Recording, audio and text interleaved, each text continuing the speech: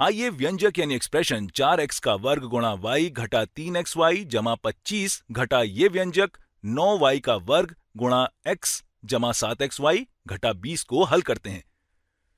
यहां पर इस पूरे व्यंजक को घटाने का अर्थ यह भी है कि अगर हम इसके कोष्ठक को हटा दें और इसके प्रत्येक पद को घटाएं तो उत्तर वही रहेगा।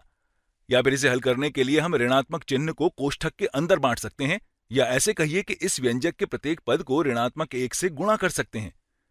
तो चलिए अब हम इसको हल करते हैं।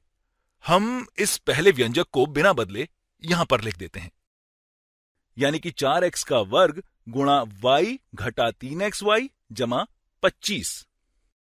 अब हम इसके प्रत्येक पद को ऋणात्मक 1 से गुणा करते हैं, इसलिए ये ऋणात्मक 1 गुणा 9y का वर्ग गुणा x ऋणात्मक 9y का वर्ग गुणा x के बराबर होगा, और ऋणात्मक 1 गुणा 7xy ऋणात्मक 7xy के बराबर होगा।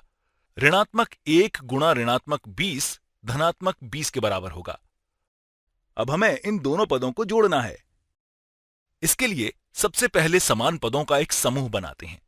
हमारे पास 4x का वर्ग गुणा y जैसा कोई दूसरा पद यहां पर नहीं है, इसलिए इसे ऐसे ही लिखते हैं। लेकिन हमारे पास ऋणात्मक 3xy जैसा दूसरा पद ऋणात्मक 7xy है, इसलिए इन दोनों को जोड़ते हैं। अगर हम किसी चीज के ऋणात्मक 3 और ऋणात्मक 7 को जोड़ते हैं तो यह ऋणात्मक 10 के बराबर होगा। इसका मतलब यह है कि यह ऋणात्मक 10xy के बराबर होगा। अब हमारे पास यहां अचर यानी कांस्टेंट पद 25 जैसा दूसरा पद 20 है, इसलिए अब इन दोनों पदों को जोड़ते हैं। अब 25 और 20 को जोड़ने पर 45 मिलता है।